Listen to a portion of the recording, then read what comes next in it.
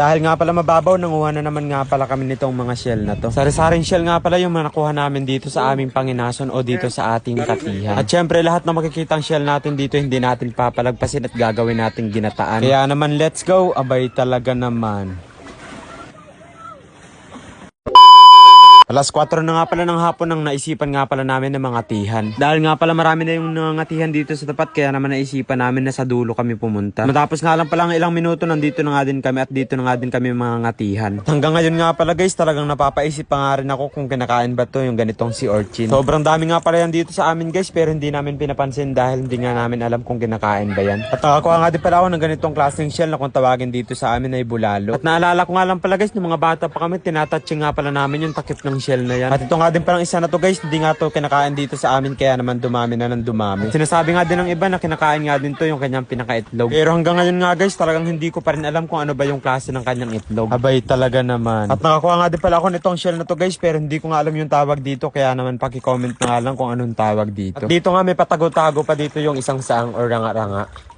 Nakakuha nga din pala ako dito guys ng tinatawag nilang kapinan pero dito nga sa amin guys tinatawag nga pala itong labi-labi. Hindi ko nga din alam guys kung bakit tinawag siyang labi-labi dito sa amin. Siguro guys dahil mukha siyang labi ay ewan.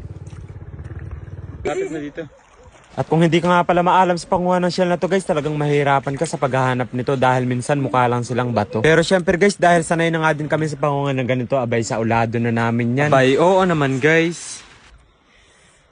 At naalala ko nga lang pala guys na tinik na nga din pala ako ng ganitong klaseng laman dagat. At mabuti na nga lang pala guys patay na nga din pala yung natapakan ko kaya naman hindi naman sobrang sakit. At nakakuha nga pala ulit ako dito guys ng labi-labi or kapinan. At nakakuha nga din pala ako dito guys ng napakalaking ranga-ranga. Abay napaka-solid nito guys.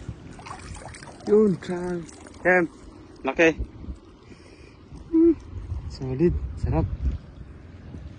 At meron nga din pala ditong isang shell na akakalain mong lumot pero shell pala. At dahil nga pala hapon na guys, yung lakad nga namin ay pabalik na sa baryo. Para kung sakaling gabihin nga kami ay doon na nga din kami sa baryo. Ganito nga pala guys, magharap ng shell talaga namang palinawan ng mata. At dahil nga pala sakto na nga din yung nakuha namin, umuwi na nga din pala kami. At may pahabol pa nga pala dito guys at nakakuha pa nga tayo dito ng isang piraso. At fast forward na nga lang pala at dito na nga din pala kami sa bahay at ito nga pala yung mga nakuha nating shell. At kinaumagahan nga pala niluto ko na nga din tong aming nakuhang shell. Kalabasa nga sana guys yung ilalagay natin sa ating ginataang shell kaso nga lang wala kaming mahanap. Hindi ko na nga din pala ipapakita guys yung pag-isa natin ng sibuyas at bawang. Inilagay ko na nga din pala dyan yung shell at syempre yung ating unang gata. Tinakpan ko nga lang pala yan guys hanggang sa kumulo at syempre ng kumulo na nilagyan na natin ng mga pampalasa. At inilagay ko na nga din pala yung siling haba o yung siling green pang pahaba ng buhay.